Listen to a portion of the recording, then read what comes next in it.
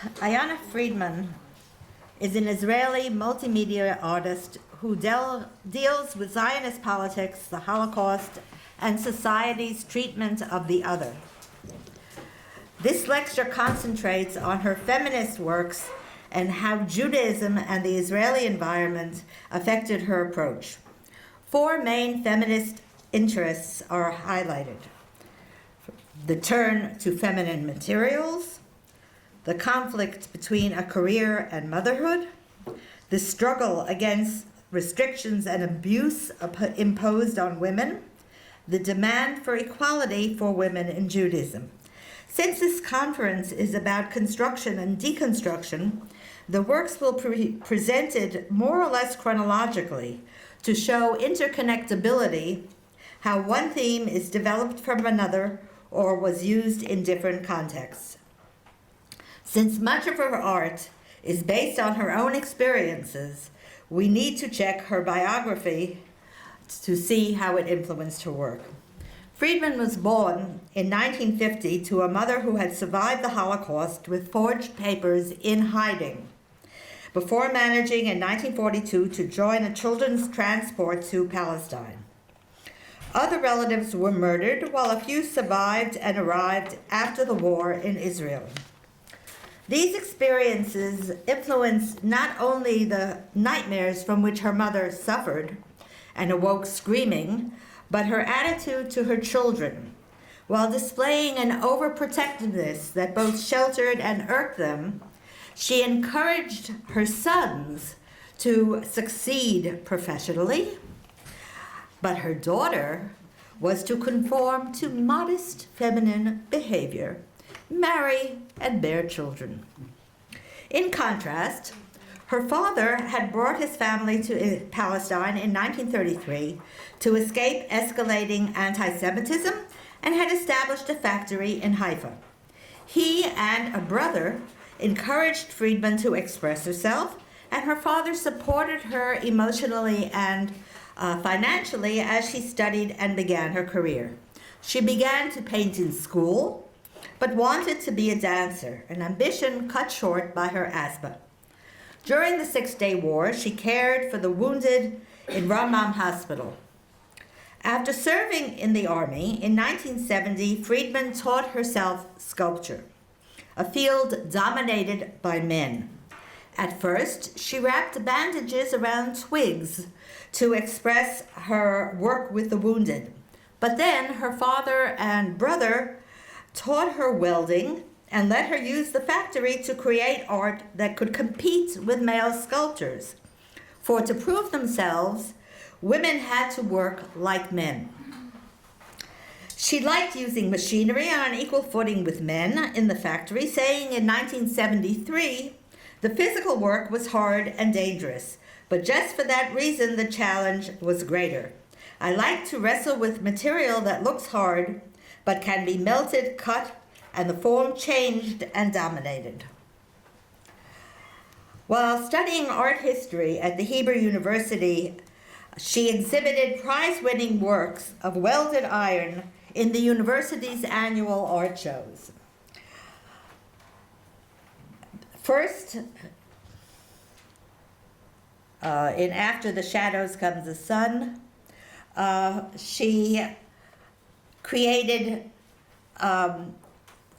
sculpture with thin sheets with delicate plant-like forms. However, a critic's description, iron sculptures become delicate when designed by a woman, led her to utilize thicker masculine metals in stifling, where she used the clustered and cut iron pipes to recall stifling metropolis, which becomes more so because of the glass underneath it that you see as a reflection here below. Whoops, no, that was wrong. So the result was a critic who said that she welds iron and cuts pipes like a man, whereas she retorted that while her brother taught her to weld, she taught him to knit. Meanwhile, when she exhibited that sculpture, the other students, who did not help her carry them, heaven forbid, said that that wasn't really the kind of sculpture women should be doing, and that she should pick a lighter material. Her sculptural retort was to exhibit in 1974 still heavier iron and concrete works.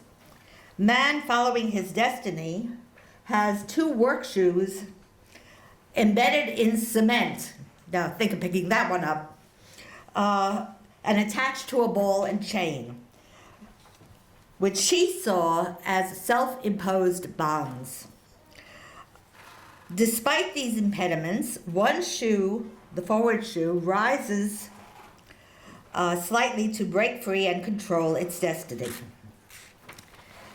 In 1975, Friedman fulfilled her mother's expectations by marrying and gave birth to a daughter, Lital, in 1978. These happy events had a downside. Friedman deemed intrusive being examined in the mikveh before the wedding. Moreover, she felt that her art suffered. Their daughter took up her time. She had to support her family. Meanwhile, her husband, Gideon, was furthering his career. These feelings led her to volunteer to work for Shulamit Aloni, which many of you will remember as a strong feminist who opposed men dominating Jewish culture. Working at home, without a studio or time to go to the factory to weld metal, she turned to feminine materials. And just look at the contrast between the kinds of materials she's using.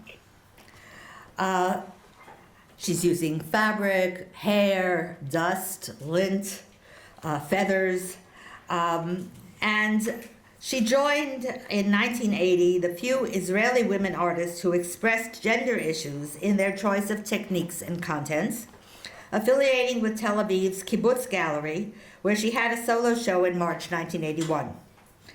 Some works there suggest personal feminist messages.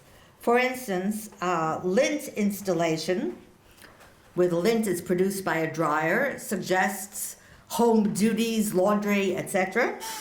Whereas the trap, where a fox paw and taken from her mother's stole and a feather stay together in an open net where they could easily just fall over or escape, is in a way a voluntary submission to marriage, or a feeling of oppressor and oppressed, the fox stalking the feather, the bird trying to escape, that has to do with her mother's relation in the Holocaust.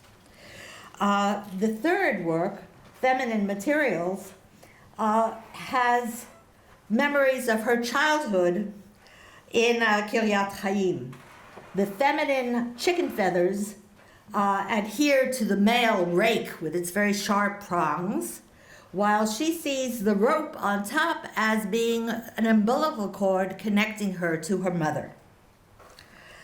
Although Friedman now explains her use of such materials as demonstrating her triumph over asthma, in 1981, when she exhibited them, she stressed their metaphorical qualities in a poem written in white ink on semi-transparent paper. And the poem, I'll just give you a brief part of it. A grain of dust, a hair, a feather, without weight, without volume, a flimsy presence, unified and in quantity, under conditions of density and compression, these materials achieve new qualities, heavy with associations, altered and distinct from their past. A grain of dust, a hair, a feather, material with no voice. Whatever is done to them evokes no sound. One can interpret this poem through Jewish Holocaust or feminist associations, but the message remains clear. No matter how fragile and mute, these materials achieve strength by uniting. Such feminist materials also appeared in Political Identity, a group show, in which she used broken images to express her ambivalence over a political situation that included peace with Egypt and the beginnings of war in Lebanon. Sarcastically naming it, "Now is the time to be happy," she combined pictures of smiling women amidst flowers and birds taken from torn wallpaper, which she showed nearby, with pieces of Hebrew illuminated manuscripts and broken plates proclaiming the name, "Now is the time to be happy," and "Start your day in a happy way." Are these happy images rebuilt from the damaged and broken pieces, or are they breaking? Other pieces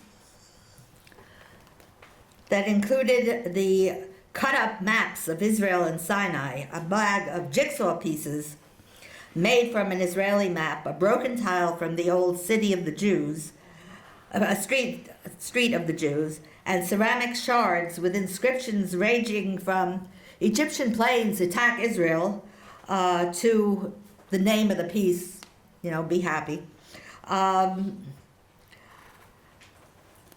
They're all ambiguous, but they're all set up with cloth and on cloth in a way that stresses the feminine materials, because ceramics was also thought of as a feminine material. To develop her use of such materials, Friedman studied at the Fiberworks Center for Textile Arts in Berkeley, where she was exposed to California's flourishing feminist art scene's positive approach to feminine materials. Her first installation, Via Pax, Via Bellum, the way of peace, the way of war, with a comma in between so you don't know in which direction this thing is going, had figures that were cut from different kinds of materials, fabric, paper, different colors, different textures, strewn on the floor, climbing the walls, and hanging from the ceiling. Returning to Israel, her installations in galleries and alternate spaces continued to utilize silhouettes, but varied between and combined hard and soft materials. These works refer to mankind's problems: love and companionship, a vain yearning to soar, suffering and death, sometimes with political or Holocaust overtones, such as the quote from the German newspaper in the work on the left, where they're worried about hedgehogs, but not about people dying of war and hunger. And she took the picture of the starving child from a newspaper that had the same article on the hedgehogs. So this is what people were worried about. The other work, which was shown in the hypercall, she actually filled the hypercall with sculptures as an alternative sculpture space, has a bond between two people, or again bond together, this time with a rope, which you can interpret positively, negatively, or neutrally, any way you want. Friedman's turn to feminist themes began with her lectures in 1990 on the negative attitude to women in art and caricature. At the time, she was displaying her hypercall sculptures, and whereas the one here shows a mother and child, and they look okay. The child is in white, and it looks like it's trying to cling to its mother or hide behind its mother. But then we notice that the mother is also carrying a bag, the shape of the child more or less, and she could easily hide him in it, but her head is missing. And a head shape is cut out into her blouse as though forced down by the arrow above. In her show, in a one-man show in Tel Aviv, she created the Pietà. And here the whole relationship to mother and child is different. The mother is the seated figure, it's the silhouette, the hard figure, while the child is a photograph of a baby on material covered with tulle so that it's not quite distinct, nailed onto the mother all the way to her brain by heavy tacks, so that there is a feeling of hurting and or of an umbilical cord that goes all the way to her brain. The sac recalls a pregnant wound, but it is carried externally. The different materials suggest the two exist in separate worlds, but cannot be parted. The umbilical cord indicates that the mother's mind constantly focuses on her child, who seems to drain the mother's third dimension and individuality. It is unclear whether the child is ready to be born or is dead, as suggested by the title Pietà, while the texts recall the nails attaching Christ to the cross. However, the photograph on the sack is Inbal, born in 1986, after many problems in conception. Friedman hints that after so much effort, she is not willing to let Inbal go, protecting her as in a cocoon after birth, even though this involves negating her own individuality. In the same show, she showed Tower of Cubes, where there's a revolt against such constraints. Friedman had performance artist Adina Bar-Ilan press herself in various poses against a large glass pane, photographing her through the glass. The pressure produced red circles and distortions so that she seems injured from blows to her face and body. Trying to escape, she emits agonized screams that are seen but not heard. 3 of the many photographs Friedman shot were printed on laminated canvas and pasted in and on wooden cubes that form confining shelters from which Bar-Ilan vainly tries to break free. Like a child's blocks, the cubes were arranged in different configurations in different exhibitions, turning the tortured woman into a plaything. And you can see the different configurations there. The piece was inspired by the growing violence against women during and after the Gulf War. While having the film developed, she met the head of the Jerusalem's shelter for battered women and began to volunteer there. However, this work also evokes other associations. It was created during the Gulf War, when many Israelis experienced claustrophobia while cowering in their sealed rooms wearing stifling gas masks. Later, Friedman realized the connection to her mother's hiding in small places during the Holocaust and to her muffled screams at night. Personally, the artist linked this work to her sense of suffocation caused by asthma. These associations are interrelated.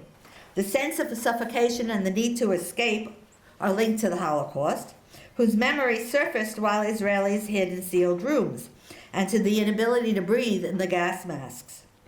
On the other hand, the box in which Bar-Ilan's figure was bent over and also served as an asylum. In all these contexts, despite her entrapment, she tries to break out, and therefore the artist states she will survive. Friedman developed this work in 2 directions. One assortment of 6 photographs printed on 4-meter-high stuff fabric was connected to battered women in the feminist exhibition Femina Sapiens in 1996. Simultaneously, 4 to 6 such images were exhibited in silent environment in Yad Vashem, and in a long memory, short memory, a group show on reactions to the Holocaust. In both contexts, the giant images appeared within the film's black borders so that they seem part of a film strip, and were printed on soft fabric sewn on a stuffed blanket. In the Holocaust context, she connected the cry to her mother's nightmares and to the stifled fear of the children of Holocaust survivors. She explained that the blanket was a comforter, a warm, embracing, protective covering, compensation for the cold suffered by camp inmates. However, their display encompassed the spectators recalling a padded cell from which the women try to escape. In her next Figures and Situations show in Jerusalem in 1993, Friedman connected the theme of motherhood and abuse, showing her conflicted approach to birth, influenced by feminism and her own experience. In the first room, The wooden silhouette of a spread-eagled woman was tied to a metal frame like that for a sukkah. Hanging in space, sacrificed or swinging loose, like a falling acrobat, she is constrained in a pose that can mean giving birth or swimming, depending on the angle from which it is observed. On the floor in the corner, a black towel embroidered "Happy Birthday" sarcastically comments on the torture involved in giving birth. The woman is literally on the rack, pulled in all directions, yet alone. Friedman had never felt as alone and depressed as when she gave birth, surrounded only by doctors and midwives. This image was inspired by a photograph of a pregnant Palestinian terrorist who, after trying to bomb soldiers, was tied to a bed while giving birth, becoming both aggressor and victim. Friedman broadened her meaning to stress the duality and conflict pulling apart women's lives, pursuing a career, swimming, or motherhood. However, Friedman's work with battered women had led her to see the darker sides and complexities of their general and Jewish problems.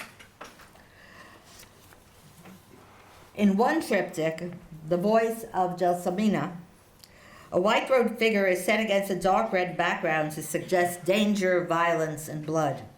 She evokes the short-haired, trusting waif from Fellini's La Strada, sold by her poor mother to the brutish strongman Zampano.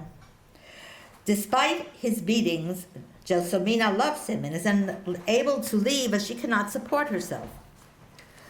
Because Zampano beat her with a twig to teach her to perform, and she had prophetically carried a bundle of them on her back in the opening scene, Friedman's Gelsomina clutches the twigs herself.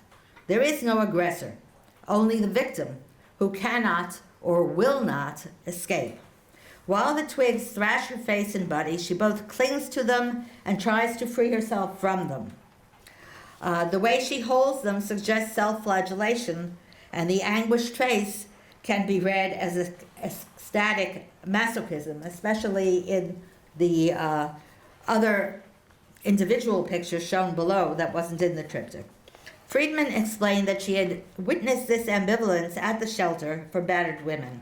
I use my art as vocal cords to speak up for all the women I have met whose voice has been muted, who suffer from a syndrome that frequently appears with battered women, who prefer to remain with the batterer rather than leave home, adjusting to the violence and finding it hard to escape. This work was created for a group show co-curated by Friedman, sponsored by the Kol Haisha Women's Center to protest violence against women. But it was displayed only when the show traveled to New York in 1997 for Hebrew Union College's exhibition Rage Resolution: From Family Violence to Healing. The triptych she showed in both shows puts everything in a Jewish context. A woman bound in an unhappy marriage to a husband who refuses her a divorce. This was based both with her work on battered women and on the suffering undergone by a friend who was trying to get a divorce. Bar-Ilan's white garment here is a wedding dress, which she hopefully pulls on, pulling its white skirt over her head as a halo, but then trying to pull herself out of it. But if you notice, well, her feet get free, the way her hand is grasping it, she's either pulling it off or holding on to it. And that is equally true when she's hiding her head as though being afraid of being hit, but still holding on to what should have been a protection.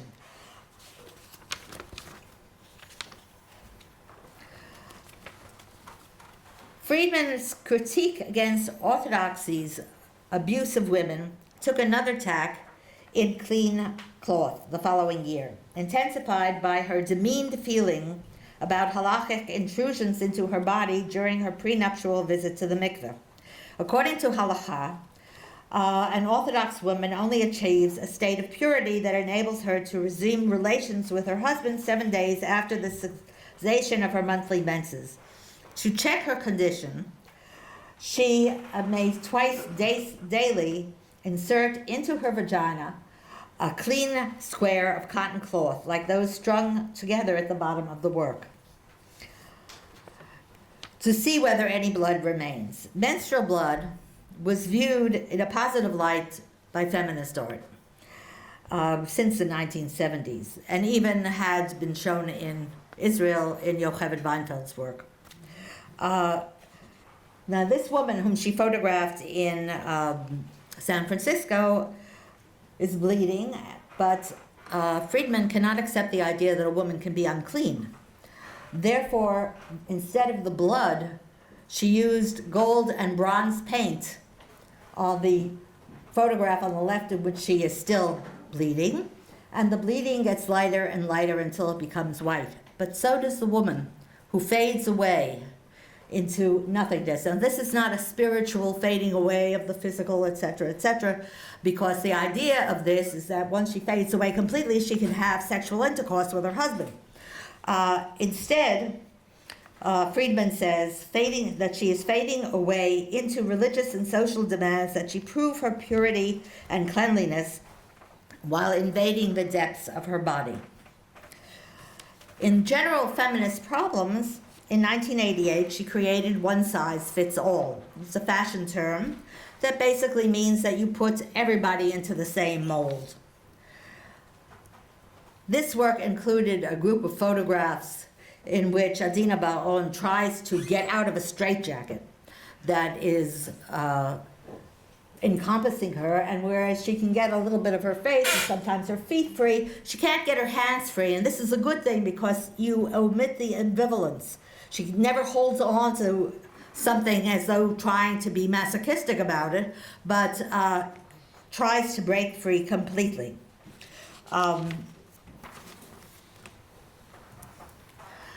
In some of the exhibits, there were all sorts of clothing, dresses hanging on the walls that people would try on and then try to move in. And in one of the exhibitions, Adina Bar-Ilan had her students perform a dance in which they try to get free of these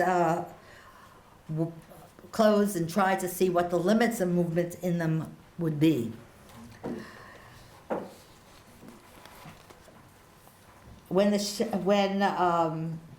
Friedman was asked what this was all about, she said, "My life as an artist in Israel swings like a pendulum between my desire for freedom and social demands, between the expression of my personal self and coercion of all kinds, religious as well. This work represents the reality around me and my efforts to shape my life in spite of limitations." The very tired doll, Zahava, that was the key piece in this show, is attached to a red comforter and mirrored in the floor. And I gave you a blow-up of the mirroring over there. This isn't a matter of breaking free. This is a matter of total exhaustion and frustration. And in the image below, her face turns black. Her hands have shadows that are extremely black. And it's just, all the roles she has to fill are just too much for one woman to handle. The name of the piece comes from a poem by Miriam Yalen Stekalis that in 1967 was turned into a lullaby, which she may have sung to her daughter, her second daughter, who had insomnia and completely exhausted her. In the poem, the little girl calls to her father to chase away the evil darkness, but is comforted by her doll Zahava so that she and her toys can fall asleep. However, although attached to a quilted comforter, recalling a bed, sleep is far from the woman whose reflection falls on the floor, defeated by exhaustion, both from her family tasks and the struggle for liberation seen in the nearby photographs. From this, her father, Ayana's father, cannot rescue her. A similar figure, now watch appeared a few years later in Hannah and Samuel, which was done for an exhibition on biblical women in New York. Hannah, who had pledged her son to serve God, now despairs in sending him away. She raises her head to pray for his safety and express her pain. While at first Samuel objects to his destiny, clinging to his mother and throwing away his prophet's robe, he finally accepts the fates, dons the mantle, and departs for the temple. But this is not just a biblical saga. The sky, composed of camouflage pattern in blue and white, gives the story a contemporary twist. The mother prays for her son as she sends him to the army during the Intifada. And despite this reluctance, he goes off to fight. Friedman questions her attitude. What mother could offer up her son that she has finally born? In fact, Hannah and Samuel here act as a feminine version of the sacrifice of Isaac, a popular Israeli symbol of fathers who send their sons to war. 2 years earlier, in 2000, she had been asked to participate in a show on reactions to Judaism in contemporary art, and she did women's phylacteries. Now, whereas talis and kippah all had feminine variations since the mid-70s, the tefillin you had to use men's tefillin if you wanted to put them on.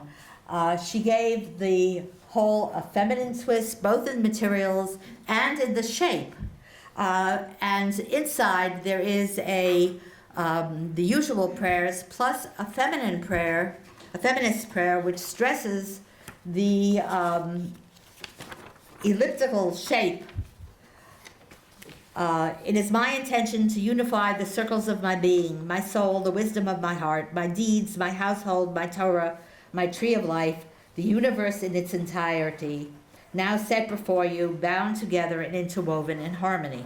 At the same show, she showed Deborah's throne, which is parallel to the seat of Isaac, the seat of Eliyahu that is used for the circumcision.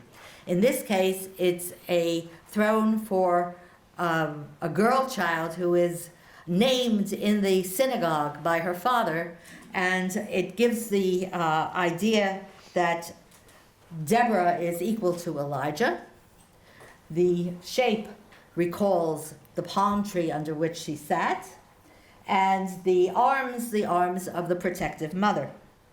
And the idea is that placing the baby girl on this throne conveys our faith in her ability to soar to great heights during her lifetime.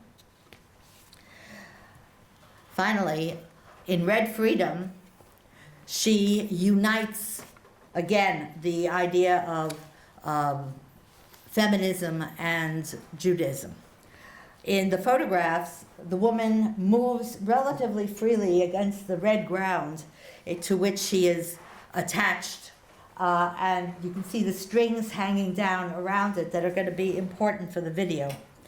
In the video, it opens with her lying on the ground, spread out in the same way on a red sheet, and slowly she starts playing with those fringes, which look like both ritual fringes and phylactery straps, winding them around her hands. Then she sits up, and Hebrew letters fall down upon her, and she starts to collect them, putting them finally into a group where, if you can see at the bottom, it says Enosh for humanity, and drawing them towards her as though she's collecting them into her womb and then giving birth to them and holding them in her arms as a baby. And then she, having fulfilled that duty, she stands up and dominates everything and bursts into free dance.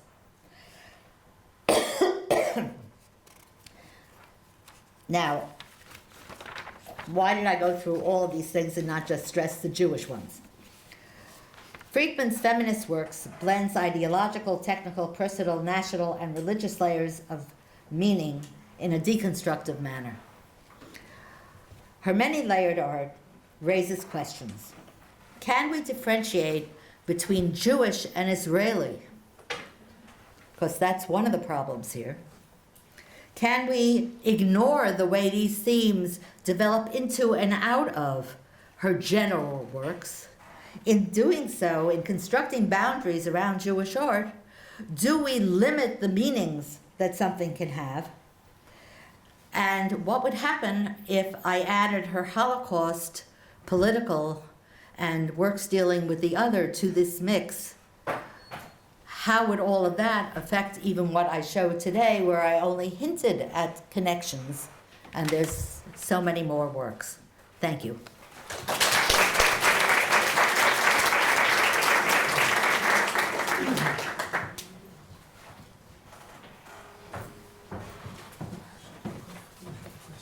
Questions later?